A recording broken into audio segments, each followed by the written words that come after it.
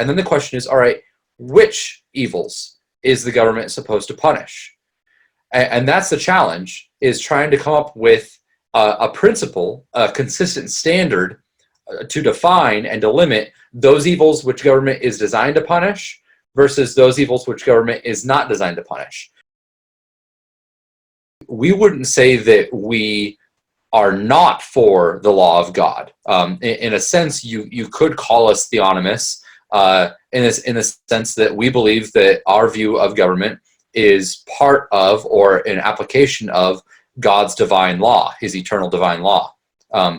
So there are a few different questions that come about. One is, how do you derive or how do you come to that law, to the knowledge of God's moral law, especially in regard to political issues? And many theonomists would say you can only do that through Scripture. You have to rely on Scripture, and in particular the Old Testament or places like Romans 13 in the New Testament, to find what God morally prescribes for government, for the law. But we would say that that's not true, that those are the only resources we can appeal to. We would say that we've also got general revelation to appeal to. And this is where you get the idea of natural law, the idea that there are certain things that are revealed through general revelation about God's moral law that we can appeal to in order to derive our view of the ideal government, the ideal policy for government, at least this side of eternity. And so in reference to that, I would go to some place like Romans 13 and note that Paul says that the primary function of government is to punish evil, to punish the wicked doer. And then I want to ask, okay, does that mean all evil, or are there exceptions?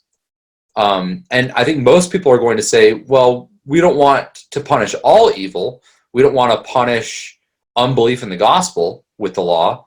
At least some people would say that. Some people would say, yeah, maybe we should kill non-Christians.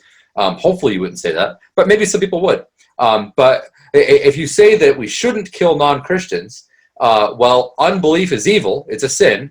And Romans 13 says the government is supposed to punish evil. So now you've got an exception to Romans 13, or you're acknowledging that Paul isn't talking about all evil there. He's talking about particular types of evil. And then the question is, all right, which evils is the government supposed to punish? And that's the challenge, is trying to come up with a principle, a consistent standard to define and to limit those evils which government is designed to punish versus those evils which government is not designed to punish. And that's where we would draw the distinction between vice and a crime, or a sin and a crime.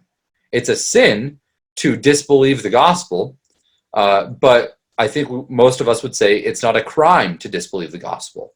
Likewise, it may be a sin to X, but not a crime to X, whatever X may be. And the challenge then is to figure out, all right, what are those crimes or those vices that are, those sins or those vices that are also crimes, that are also things that the government is supposed to punish.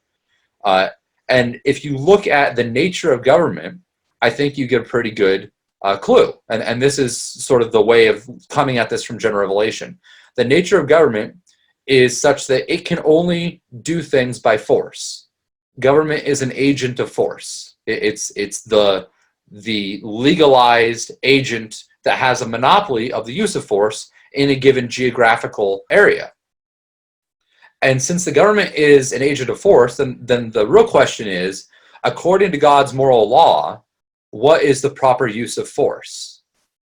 And I think a pretty good argument can be made that the only proper use of force is in response to the initiation of force. Or in other words, one aspect of God's moral law that I think is revealed to us in general revelation is that we ought not to initiate force against other people. And if that's the case, then that means that the only proper use of force is to defend against initiations of force, which means that the only proper use of government, the only proper role of government, is to defend against initiations of force or to prevent initiations of force. And that then tells us that gives us a principle or a standard by which we can decide between what is merely a sin and what is a crime. A crime is a sin that involves the initiation of force.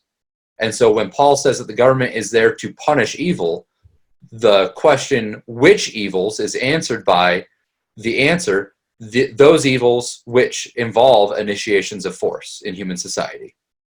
So that's a very broad sketch of our view, and that's to be opposed to the different theonomic views